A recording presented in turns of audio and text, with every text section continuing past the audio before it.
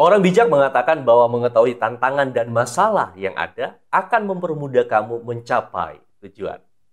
Halo Sunset Girls, ketemu dengan saya Ongki Yanto dan pada video kali ini saya akan bicara tentang cara mengatasi ketakutan saat berbicara.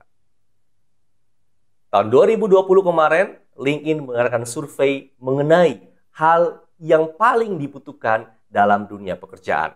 Dan 3 poin ini yang menjadi poin penting. Yang pertama adalah perusahaan-perusahaan membutuhkan karyawan yang kreatif, yang bisa melakukan komunikasi yang persuasi, dan yang ketiga yang dapat membangun kolaborasi satu dengan yang lain.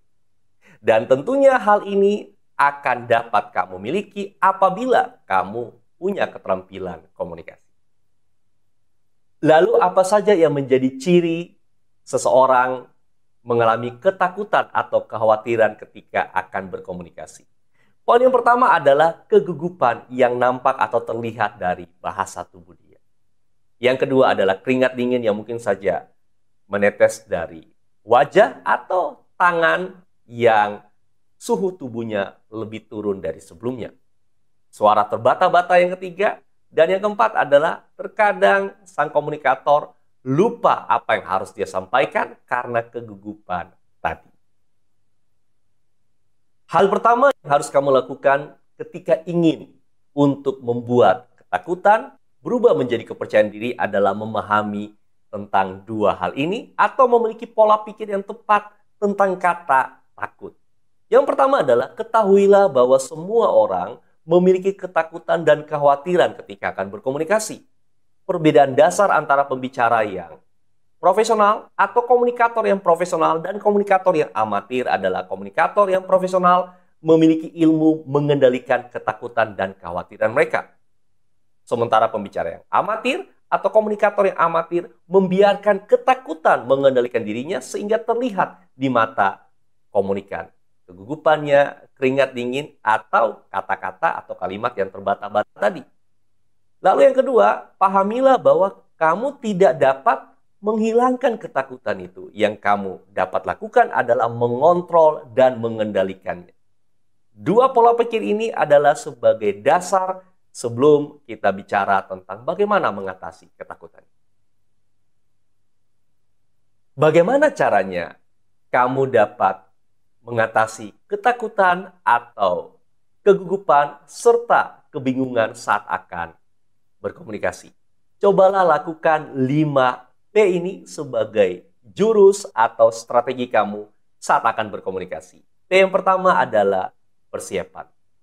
Tidak ada kata lain selain menyiapkan diri dengan baik terhadap apa yang akan kamu sampaikan atau apa yang akan kamu komunikasikan kepada kawan bicara kamu.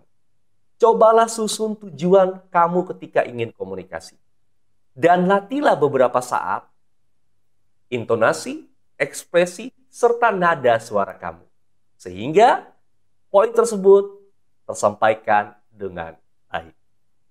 Yang kedua adalah pemanasan. Sebelum kamu mengutarakan pesan inti dari apa yang kamu ingin sampaikan kepada kawan bicara, awalilah percakapan itu dengan pemanasan atau dengan pertanyaan-pertanyaan ringan seperti menanyakan kabar, menanyakan hal-hal yang sedikit tidak berhubungan dengan apa yang akan kamu komunikasikan. Namun pastikan apa yang kamu tanyakan adalah hal yang suka untuk dibicarakan oleh kawan bicara kamu. Yang ketiga, perubahan bahasa tubuh.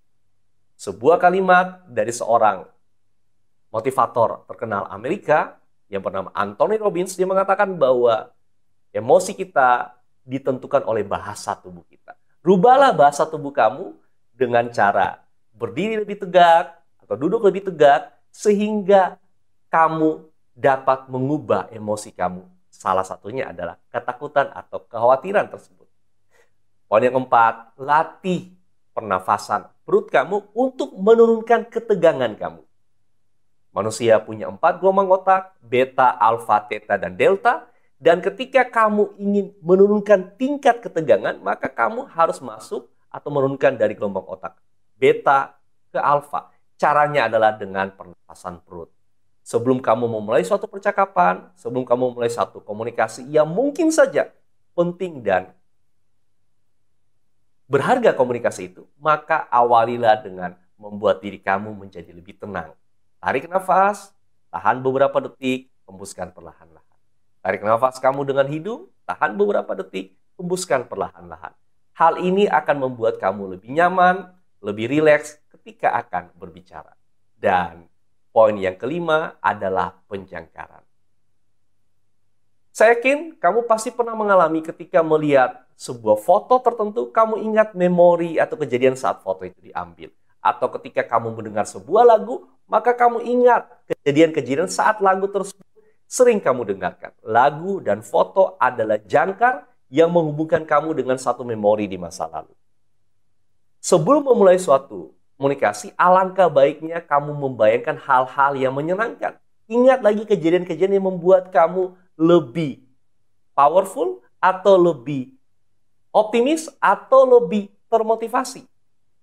Mungkin saja kejadian di mana kamu diterima bekerja atau kejadian 1-2 kejadian yang kamu anggap sebagai kejadian yang bisa memotivasi diri kamu sebelum memulai sebuah komunikasi.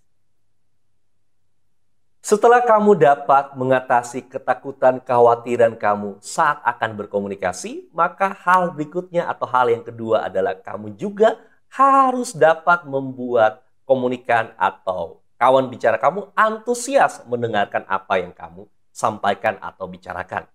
Cobalah 3 hal ini. Yang pertama adalah pastikan bahwa bahan pembicaraan kamu menarik untuk kawan bicara kamu. Sesekali tanyakanlah tentang dirinya dan jangan selalu membicarakan tentang diri kamu. Beberapa hal yang kamu harus lakukan antara lain bertanya dan lebih banyak mendengarkan.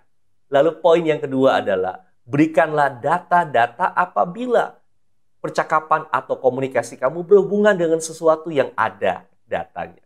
Dan yang ketiga, ingat bahwa antusias itu menular. Ketika kamu membicarakan sesuatu dengan antusias, maka antusiasme juga akan diikuti oleh kawan bicara kamu. Perhatikan nada suara, intonasi yang sudah saya jelaskan di video sebelumnya.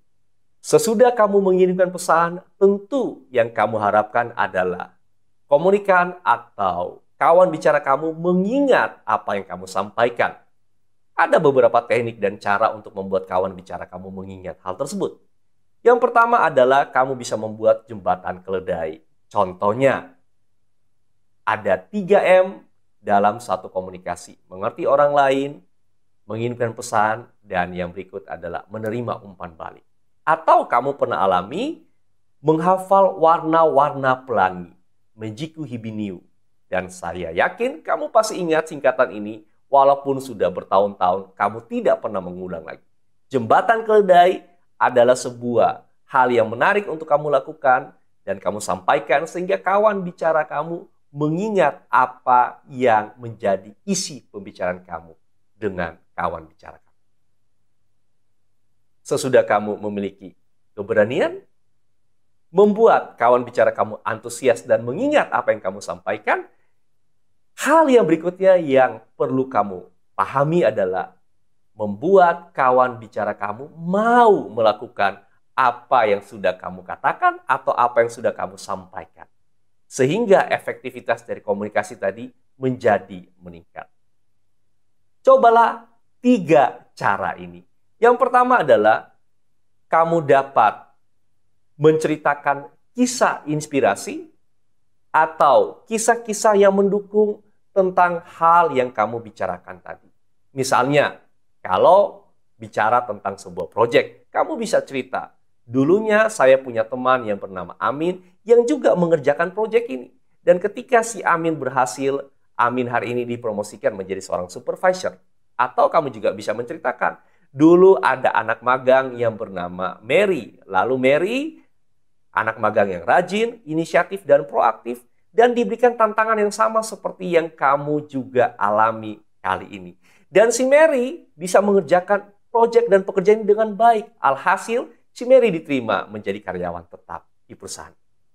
Cerita tadi mendukung poin yang kamu sampaikan, sehingga menjadi inspirasi dan motivasi bagi kawan bicara untuk melakukan hal tersebut.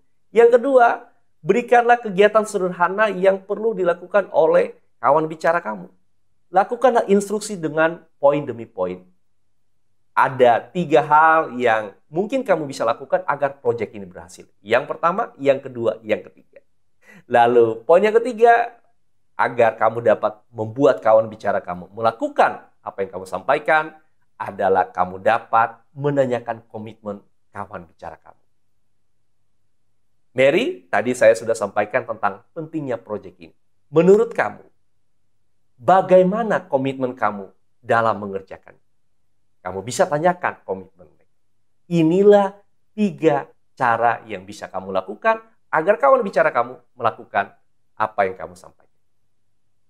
Pada video kali ini, saya sudah sampaikan tentang cara mengatasi hambatan atau ketakutan saat akan berkomunikasi. Semoga Sunsil Girls dapat melakukannya. Pada video selanjutnya, saya akan bicara tentang tipe-tipe kawan atau lawan bicara serta bagaimana cara mengatasinya. Sampai jumpa di video selanjutnya.